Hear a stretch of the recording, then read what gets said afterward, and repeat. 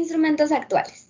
El camino abierto por los pioneros en la investigación de nuevos sonidos y nuevos instrumentos mediante el uso de la electrónica facilitó pocos años más tarde la invención de otros instrumentos ampliamente difundidos en la actualidad. El órgano eléctrico fue inventado por el norteamericano Lawrence Hammond en 1934, intentando emular la variedad de timbres y la amplitud de registro del órgano convencional. Como en todos los instrumentos electrónicos, el sonido se genera y modifica mediante la utilización de osciladores, circuitos y filtros. Después se amplifica y transmite por medio de altavoces. Su aspecto exterior es muy similar al de una consola de órgano, con uno o dos teclados y un pedalero. Posee también un botón de volumen y botones de control que facilitan la selección de registros y efectos sonoros. El sintetizador es el más complejo y completo de todos los instrumentos electrónicos, cuya denominación responde a su capacidad de realizar síntesis de sonidos, es decir, crear ondas complejas correspondientes a sonidos ya existentes o nuevos mediante la superposición o adición de ondas simples.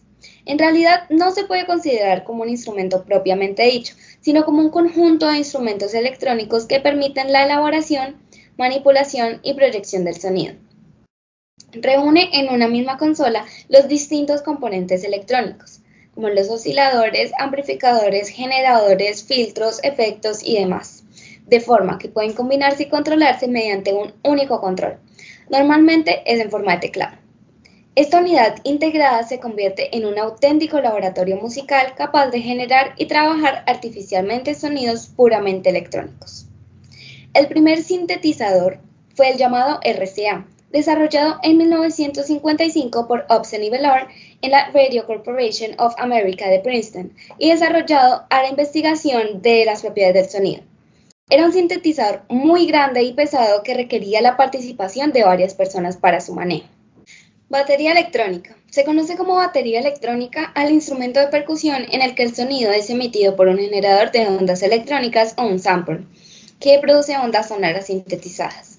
Su composición se basa en los pads, en los cuales se encuentran los capturadores piezoeléctricos llamados comúnmente triggers, un convertidor trigger to MIDI encargado de transformar la señal creada por los triggers a una señal MIDI, y un módulo sampler que produce un sonido determinado por la señal MIDI recibida. Normalmente el módulo incluye la función de convertidor trigger to MIDI.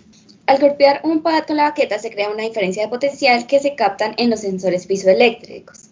Las señales resultantes son enviadas a un módulo mediante cables TS o TRS y son transformadas en ondas de sonido que producen el sonido de batería deseado, atendiendo al pad que origina la señal MIDI, así como la fuerza aplicada a este y otros datos. El secuenciador es un aparato que permite almacenar y después reproducir una determinada secuencia de datos. De esta forma es capaz de controlar diversos instrumentos electrónicos para hacerles tocar de forma simultánea, según las instrucciones que se hayan registrado.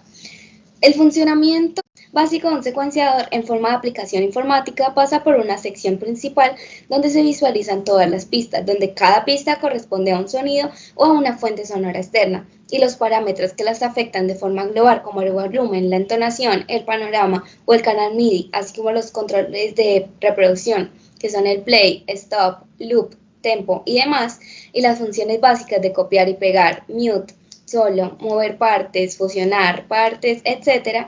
En lo tocante a la edición encontramos varias secciones, siendo las más relevantes el rodillo de piano, la partitura y la lista de eventos. El rodillo de piano es la forma de edición más extendida y consiste en un teclado virtual adjunto a una cuadrícula donde se representan los compases al tiempo que están subdivididos a una cantidad preestablecida en blancas, negras, corcheas, semicorcheas y demás. La forma de componer es dibujando literalmente las notas, variando la altura y la duración sobre la cuadrícula. Como se aprecia, el funcionamiento es muy parecido al de una pianola. La partitura, que es más extendida entre los usuarios de formación clásica y académica, como el nombre lo indica, su forma de edición es sobre un pentagrama con la simbología propia del solfeo.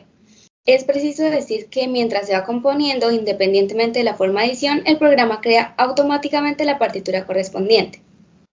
La lista de eventos. Es el propio código fuente de programación. Es útil a la hora de modificar puntualmente algún tipo de evento concreto, sobre todo los que no afectan la altura o a la duración de la nota, que es el aftertouch, la modulación, el portamento y los niveles de efecto y muchos otros. El sampler También es llamado emulador. Es capaz de imitar cualquier sonido preexistente. Se basa en la técnica de muestreo o sampling digital de sonido para grabar cualquier sonido de la naturaleza y una vez convertido en una serie de códigos binarios, hacerlo sonar modificando cualquiera de sus características. Todos los parámetros sonoros se pueden modificar: la altura, velocidad, intensidad y timbre. Similar en algunos aspectos a un sintetizador, pero que en lugar de generar sonidos utiliza grabaciones o samples de sonidos que son cargadas o grabadas en el mismo por el usuario para ser reproducidas mediante un teclado, un secuenciador u otro dispositivo para interpretar o componer música. Dado que estos samples son guardados hoy en día mediante memoria digital, su acceso es más rápido y sencillo. El pitch de un sample puede modificarse para producir escalas musicales o acordes. A menudo los samples incluyen filtros, modulación mediante Low Frequency Oscillation y otros procesos similares a los de un sintetizador que permiten que el sonido original sea modificado de diferentes maneras. La mayor parte de los samples tienen funciones polifónicas, esto es que pueden tocar más de una nota al mismo tiempo. Muchos también son multitímbricos, pudiendo tocar diferentes sonidos al mismo tiempo.